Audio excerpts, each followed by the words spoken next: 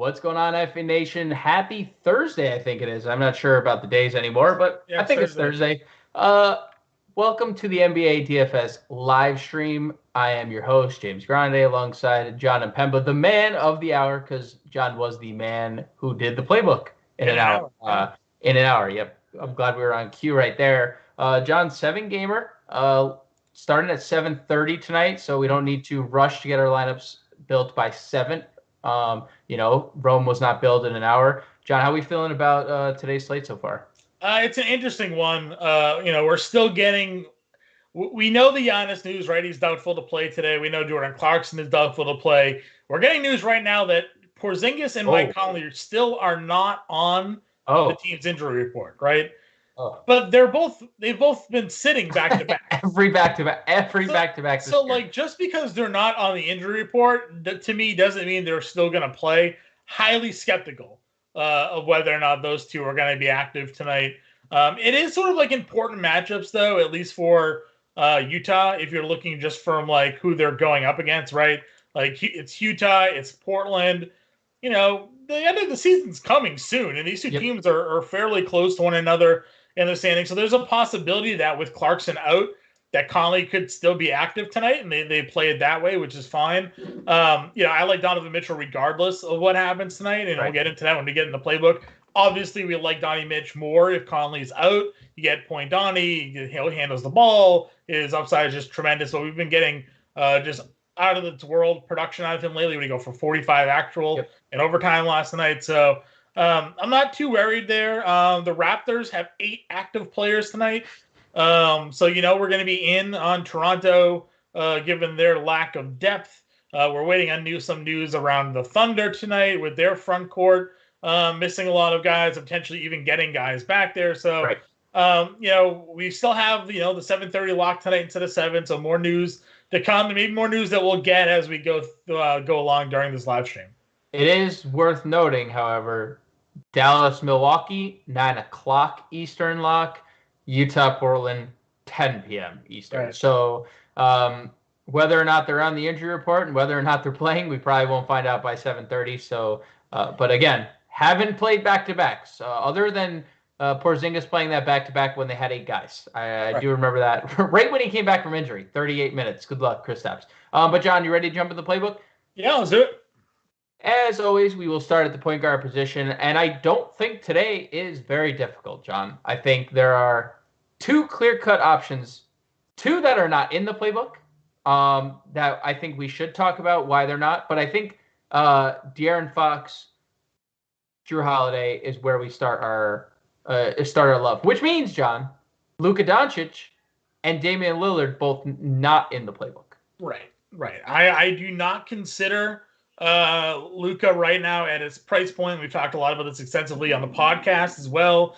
It's not to say that Luka is incapable of 30-point triple doubling, right? Like it's always in his bag. It can especially happen tonight if Zinger's out and they're going up against Milwaukee and everything that's happening there. But we just haven't seen it, right? It's been like 6 or so straight games now of under 50 fantasy points. So I'm not willing to spend the over 10K price tag on Luka Doncic tonight if we're not going to get that ceiling out of him, especially when there are better matchups tonight. Definitely matchups where we know the draft percentage is going to be on. I'm out on him and I'm out on Lillard lately. I know Lillard had a 50 fantasy point game recently, but CJ McCollum and Norman Powell being there now take away, in my opinion, the shots that were there. McCollum has been fantastic since coming back. Basically hasn't missed a beat from when he hurt his foot, all the way back in the early season. So for me, it's hard to trust Lillard at his price point as well. So I just look at De'Aaron Fox. I look at the matchup against Detroit. Killian Hayes is likely going to play tonight, 25 minutes out of him. Saban Lee, is going to get some run there. Corey Joseph revenge game, I guess, could be something that we take a look at. But, for me, Fox is the top play at the price. He's going to give you 45 to 55 fantasy points. It's a good matchup. And it's probably where I end up starting my builds if I'm looking to spend up at point guard today. But I'm really not looking to spend too far up, right? There's a lot of mid-tier guys. And James, I don't have a lot of point guards in my playbook today because I just didn't feel like it was warranted. I feel like the 5 I put in there for tonight are really the 5 we should be playing. Yeah, I mean, I completely agree. And just a sneak peek at another one of those names, someone you already mentioned, Killian Hayes. The last time we saw him, 25 minutes off that Detroit bench. What's something like, do you think that we could see 25 again? Do you think we just see 25 minutes from Hayes or 25 or more from Hayes just the rest of the year? I mean, this was a guy that was starting at point guard to start the year before his injury. Yeah, I don't see how we see him play less than 25 because like their future really is on Killian Hayes being their point Right. guard. Right. And the fact that they gave him 25 minutes the other night, I don't think all of a sudden they're going to go like, all right, you're playing 20 tonight. Like I think Right. their path is to move him towards 25 to 30. Killian Hayes wasn't very good earlier this year. Like he No. wasn't really No, no. ready to be the starting point guard, so I'm not expecting him to start. But he did come off the bench. He played 25 minutes. He gave us what was it, like 30 fantasy points or so, right? Like up in that range. I know he had a handful of blocks and steals, which is kind of hard. 34 DraftKings points. Kind of hard for it to expect sort of him to block that many shots again or grab all those steals. But like we know that he can at least fill out the stat sheet a little bit and be productive there. Plus, more importantly, and the reason why he made the playbook, and I said it, I like him as more of a DraftKings only play, is he's $3,200 free. So like, yeah, you're getting a point guard against Sacramento. One of the matchups we love targeting all season long.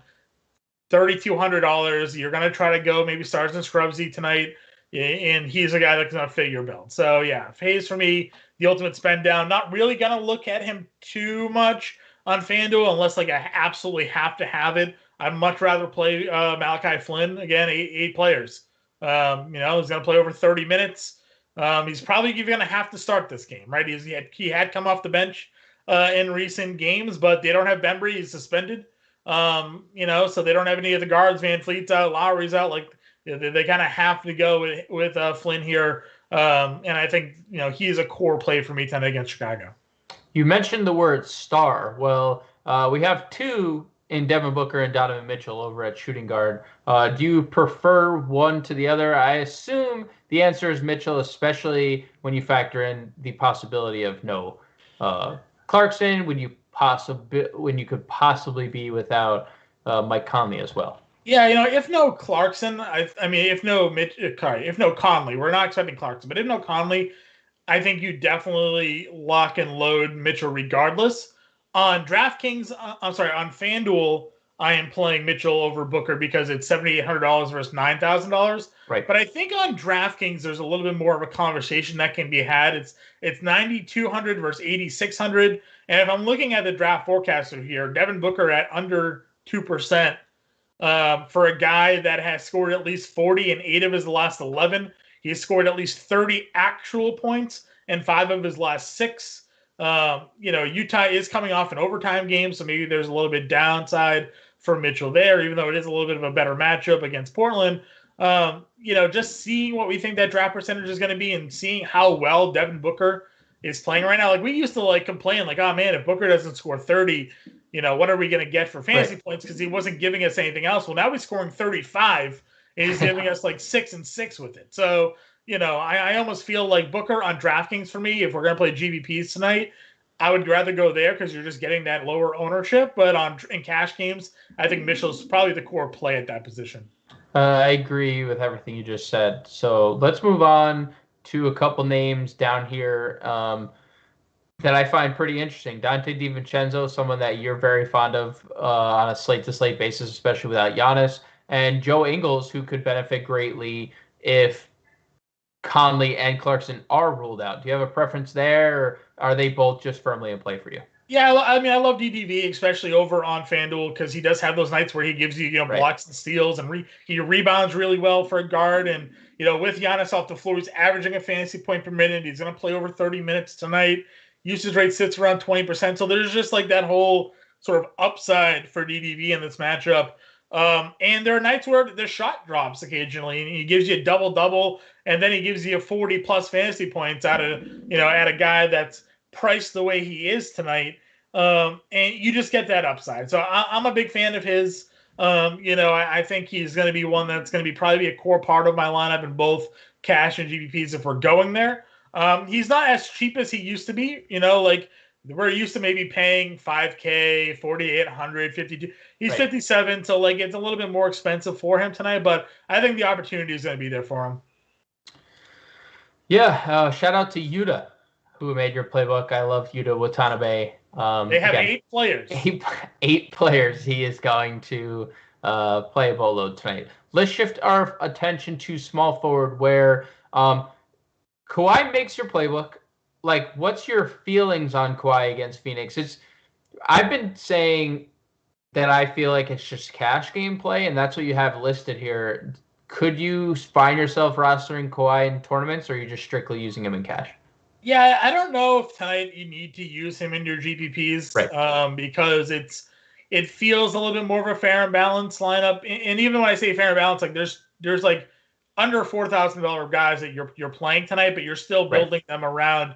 It's not to spend up for an 11K guy; it's to fit in more like 8K guys in your lineup. Right. So, yeah, listen, Leonard can give you 55 fantasy points. He can give you 80. Like, he has a wide range of outcomes depending on how dominant he feels like he wants to be. I like this matchup against Phoenix. I think this is going to be a game that will stay competitive. It should stay close, so it should allow at least the best version of Leonard to come out there. Now, we don't usually like games against Phoenix, but they are on a back-to-back, so maybe that plays a little bit more towards Leonard. So yeah, I have him as a cash game play. If you threw him in your GPP lineup, though, I'm not going to be upset. Like, he's going to lock you in for 45 there. So like if you want to talk about high floor plays, maybe help you get a little risky somewhere else tonight, then Leonard's fine. Chalkazilla, aka Chris Middleton here at small forward. If you could only play Drew Holiday or Chris Middleton, who are you playing? I'm playing Drew Holiday. And it's actually kind of interesting, James. If you looked at last year, when Giannis was out, we used to just look at Bledsoe and Middleton, and their like usage rates and fantasy points, they were like 35, 36%, 1.6, 1.7 fantasy points per minute. But we're not really getting that out of Middleton this year. Yes, it's over 30%, but still like it's 1.3 fantasy points per minute. It's not that it's not good. Like, those are great numbers. But I feel like I'm accustomed to at least last season when Giannis would be out. Right. Like, Middleton would be almost like a 60-point lock. Like, there'd be games where him and Bledsoe would just dominate. But in recent games when Giannis has been out, we're still just getting 38, 42 fantasy points out of Middleton. So I like him. I think you got to have him in your lineup just because he has that pop factor, and there is no Giannis. So, you don't want to not play him and have him go for 50, and you're like, damn, the play was obvious. Right. I just don't think he's as much of a lock as he was in years prior. And for that reason, I kind of like Holiday a little bit more. But there was no Bobby Portis last year, John. Facts. Marvin Williams was not Bobby Portis. So, right. Yeah. Combined, they weren't Bobby Portis. But I do tend to agree with everything you said about Middleton. Well, the rest of the small forward position is interesting as well. Kenrich Williams slid into the starting lineup last night for OKC. We still don't have word on Poku either, right? Poku's still up in the air after injuring his hip last night. So injured his hip, but still scored 30-something fantasy points. Yeah, and 25 actual as well. So interesting to see the starting lineup for OKC. I mean, he started alongside Poku, so I don't think that would matter too much. It is worth noting, though, I believe we just got word that Darius Miller they were ruled out. Okay, so yeah. It's all going to be the same, right? We can go right back to the Kendrick who, for some reason, still under 5K over on FanDuel. Yeah, I think he's safe rotationally, right? Like, there's still an opportunity. I think we like Lou Dort was questionable, right? Like, or was he officially ruled out? So, like, if like Dort is to be active tonight, possibly, there's a chance that they can move Kendrick to the bench. We also starting lineups at times this year. Out, John, for the okay, record. All right, perfect.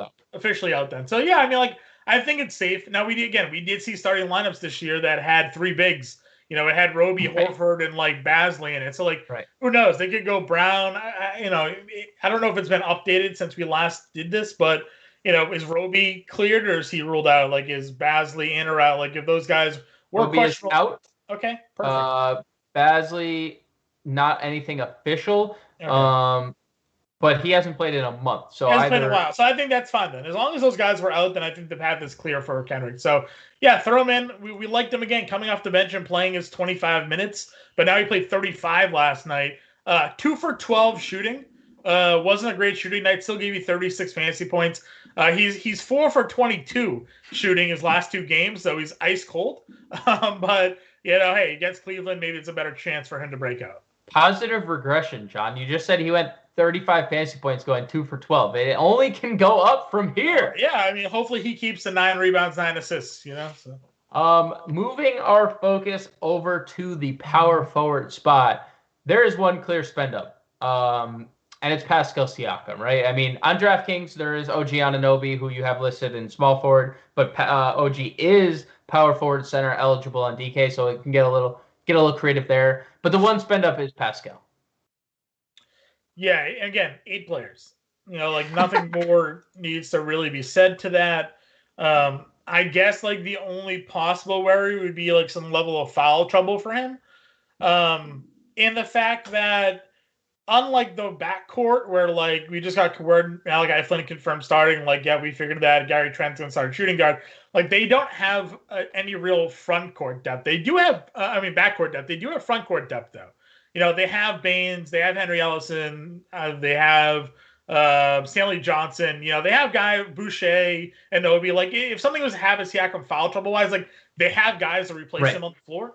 But I got to run with him, right? He's got the highest usage rate of anybody that's going to be active tonight. He's, got 50 plus fantasy point upside. I hope they don't start him at center. I don't want him going up against Vooch tonight. I think that would be a horrible mismatch for him. But get him at power forward, get him against Markkanen, Thad is okay. Tice. I think he can have success there. Poku, who has made your playbook, is not listed on the injury report for what it's worth. Obviously, like John said, doesn't mean he is 100% in the clear, but he is not listed on the injury report. We going back to the Poku well, given all the injuries for OKC. Also, draft forecaster seems like a lot of people are going to be on the Poku bandwagon as well. Yeah, I mean, listen, it's just the role he plays, his recent production, the price, all that adds into be a good play. Then you look at the matchup tonight going up against Cleveland, and you look at who he would be up against, right? It's Kevin Love, it's Taurean Prince, Dean Wade, undercover team reporter. It's there's not really much there. Hartenstein, Hackestein, they're all going to be guys that he goes up against. So as long as his shot drops, he should be in his healthy. He should be in line for some good production tonight. Do you think even if Mason Plumlee were to start, do you think Isaiah Stewart could start here, or do you be with Jeremy Grant out, or do you think that they're going to start Cook or Doumbouya and Isaiah Stewart would still be the backup center? I think Isaiah Stewart would still come off the bench. I don't think they would start Plumlee and Stewart next to one another. I think it would. I feel like it would be Doumbouya because he started recently. Right.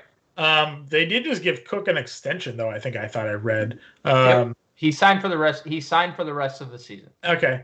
So I think they'll all be in rotations. We didn't mention Sadiq Bey, but I do like him as well today. 4,300 on DK against the Kings. He's been frustrating, right?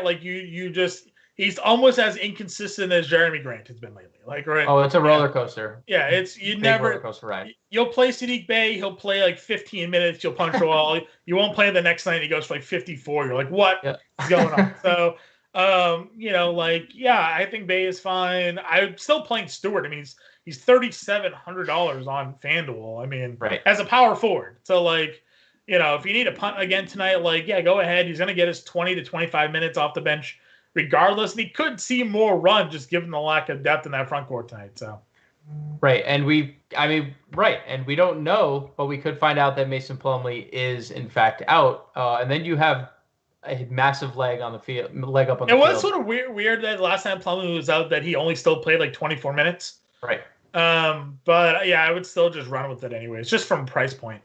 Just from a price point, right? And he's playing. Let's finish it off at center here, John. I think you and I are in complete agreement here with Nikola Vucevic being the top center of the slate. Yeah. Again, it's just the lack of depth that they're going up against for Toronto, and Toronto's been a team we've been attacking for the center position regardless. Vuce's got back-to-back 50 fantasy point games. If they start Boucher, it's some size mismatch. If it's Baines, it's an athleticism advantage for Vucevic. So, I would say like 2020 is in the books, I think, for tonight, right? Like, are you calling it? Call your shot right now. Babe Ruth. Yeah, point to the camera. We're going to go 2020 for Vuk tonight. You heard it here first. You didn't get the Babe Ruth point, but you got the 2020 call from Jon Impemba for Nicola. We're going to go the 2020 call. Is he? So then I want to. This is going to bring up a second question. I got to bring up follow up. Is he the highest scoring player of the slate? He's probably. He probably has to be. If he's going 2020, he probably has to be, right? Because like 2020 is probably like a floor, right? Like I'm saying like minimum 20, like he could go for like 25 tonight, right? Like I mean he's a great passing base. Right. So like I guess the question is like does he see enough minutes, right? Like I'll say he'll pace out minutes wise for 2020. But if here he plays we go. 25 minutes it's on. So we'll qualify it. If he sees 35 minutes of run though, I think like legit like 25 points, 20 boards, 5 assists, like 2 steals and 2 blocks could be like where he's at tonight when it all said and done. As I mentioned that, I imagine Aaron Baines is probably like, I'm shutting him down. Like here we go. But I mean, we've seen it from Vuk this year, when it was just him by himself on Orlando, though. It doesn't have Levine and White and all those guys active. But yeah, I think this is just a smash matchup for him. Your Aaron Baines impersonation wasn't Australian enough. I would like to point that out. But anyways. I don't have that. We'll dub it in. Okay. Some value. You post-production. PD, listen. Dub in the Australian. PD, if you are listening, you're not. But if you're listening, please. You mentioned Chris Boucher's name, so I have to ask because if he's getting lit for 2020, I mean, Chris Boucher is a fantasy point per minute monster himself. Let's make a prediction. Let's do another prediction. I'm feeling froggy tonight with the predictions. All right. I'm gonna set an over. I want to get an over under on minutes here. We'll set it at 24.5 minutes for Chris Boucher. I'm gonna go over to the 24.5 minutes for Boucher. 29.5. Over. Under 32.5. Under 32.5, so somewhere between 29.5 and so somewhere between 30 and 32. So we're gonna get 31 minutes out of Chris Boucher. I hope so because he got 30 last game and they have 8 guys. If Chris Boucher can't play 30 minutes here, maybe this is the last time. Maybe we say goodbye. Maybe we say goodbye to Chris Boucher. There was like no player we were more excited for coming into this year than Chris Boucher, and we've just been teased all season long with him. So. Any final thoughts? They can read the rest of the center position over on fantasyalarm.com. Yeah, playbooks out. Core plays will be coming out shortly. Starting 5 video by Justin Fensterman is already posted. Value Vault. Adam Value Vault is out. Is it Value Vault? Yeah, Ronus got the Value Vault. Nice and early. Value Vault, that's already out there. So see what the ponytail has to say, and we'll be good to go. And a big shout out to the Salesman over on the old Twitter machine. Ask Matt how he felt about the ending of the Mets-Marlins game today. Tweet at him at the Salesman. Definitely do that, and he will have nothing to say. Of the Mets-Marlins. He will have nothing to say, we promise. But thank you guys for listening, and we'll catch you guys tomorrow.